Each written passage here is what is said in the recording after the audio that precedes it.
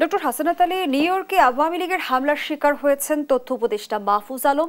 এই ঘটনার বার্তাকে একটি প্রশ্ন রাখতেই চাই। এতদিন আমরা দেখেছি যে জুলাই নিয়ে রাজনীতি করা হয়েছে, জুলাইয়ের কৃতিত্বের লড়াই আমরা দেখেছি। এখন কি আসলে জুলাইকে অস্বীকারের রাজনীতি শুরু হচ্ছে? দেখেন, জুলাইকে অস্বীকার করার রাজনীতি তো প্রথম দিন থেকেই শুরু হয়েছে, একদম প্রথম দিন থেকেই। প্রশ্নটি হলো যে আমেরিকায় যে আক্রমণ, এ ধরনের ফিজিক্যাল আক্রমণ এর আগেও কিন্তু হয়েছে। রাষ্ট্র হিসাবে আমেরিকায় যারা সভ্য জাতি হিসাবে যারা নিজেকে দাবি করে, সেই দেশের কিন্তু দায়িত্ব বাংলাদেশের রাষ্ট্রীয় অতিথিদের নিরাপত্তা নিশ্চিত করা।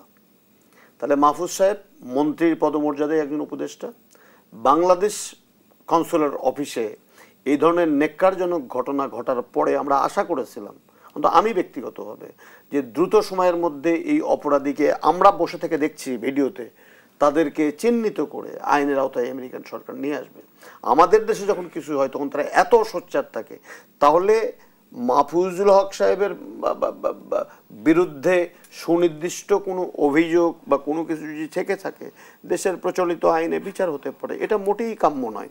তবে একটা জিনিস আমার মাঝে মাঝে মনে হয় যে বাংলা ভাষাভাষী মানুষরা বা বাংলাদেশিরা যারা বিদেশে থাকেন, তাদের কর্মকাণ্ড, রাজনৈতিক ব্যানারে তাদের কর্মকাণ্ড কখনো কখনো আমরা যে একটি সভ্যত সুশিক্ষিত জাতি বা একটা মুক্তিযুদ্ধের মধ্য দিয়ে অর্জিত একটি মানচিত্র বা মাথা উঁচু করা যে বাঙালি জাতি বা বাংলাদেশি জাতি, সেই জাতির মর্যাদা কিন্তু দারুণভাবে ক্ষুণ্ণ হয় এবং সেটি কিন্তু আমাদেরকে বহির্বিশ্বে ছোট করে।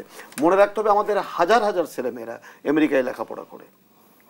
আজকের এই দৃশ্যটা কি মেসেজ যাবে যে এই বাংলা ভাষাভাষী মানুষরা তার দেশের একজন রাষ্ট্রীয় ক্ষমতায় অধিষ্ঠিত উপদেষ্টাকে সম্মান করে না, বরং তাকে অপমানিত করার জন্য অধ্যত্বপূর্ণ আচরণ করে। ঠিক একইভাবে আমরা দেখতাম রাজনৈতিক দলগুলো বিভিন্ন দেশে বিভিন্ন ব্যানারে এই কর্মকাণ্ড, এটা বোধহয় বাংলাদেশিরা আমরাই বোধহয় সবচেয়ে বেশি করি আর কি, অন্যদের কিন্তু সেইভাবে দেখা যায় না। তো সে জায়গায় থেকে আমি অনুরোধ করবো যে যারা এই কাজগুলো করছেন তারা যেন অতীত থেকে শিক্ষা নেন। কিন্তু ডক্টর হাসানাত আলী, এর আগে আমরা দেখেছি দেশের মাটিতে এমন ঘটনা ঘটেছে। জুলাই যোদ্ধারা কেন আসলে টার্গেট হচ্ছে?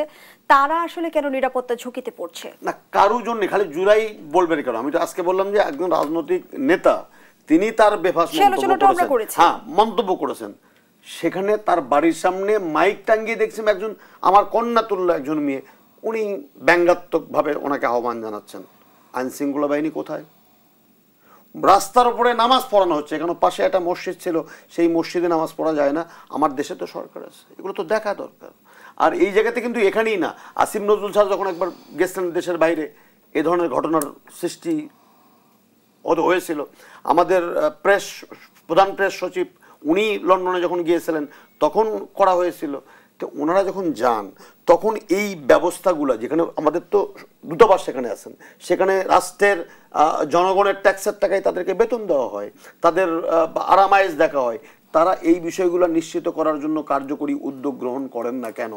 আমি ওনার সাথে একমত যে এখনও প্রশাসনে, আইন শৃঙ্খলা বাহিনীতে এবং বিভিন্ন জায়গায় এখনও বিগত সরকারের সুবিধাভোগীরা কিন্তু খুব দাপটের সাথে আছে, না বললেও তারা খুব সরব আছে, এইটুকু বলা যায়। অতএব যারা একটি ইতিহাসের উৎকৃষ্টতম নির্বাচন উপহার দেবেন ঘোষণা দিচ্ছেন, আমরাও সেটা দেখতে চাই, জাতি সেটা দেখতে চায়, তাদেরকে আরও সচেষ্ট হয়ে এই বিষয়গুলো কোথায় কোথায় এই বিষয়গুলো আছে সেই বিষয়গুলো চিহ্নিত করে কার্যকরী উদ্যোগ গ্রহণের মধ্য দিয়ে জনগণে এই আস্থাটা ফিরিয়ে দেওয়া খুবই গুরুত্বপূর্ণ, যে আমি নির্ভয়ে ভোট কেন্দ্রে যেতে পারবো, ভোট দিতে পারবো, ভোট দিয়ে বাড়িতে আসতে পারবো।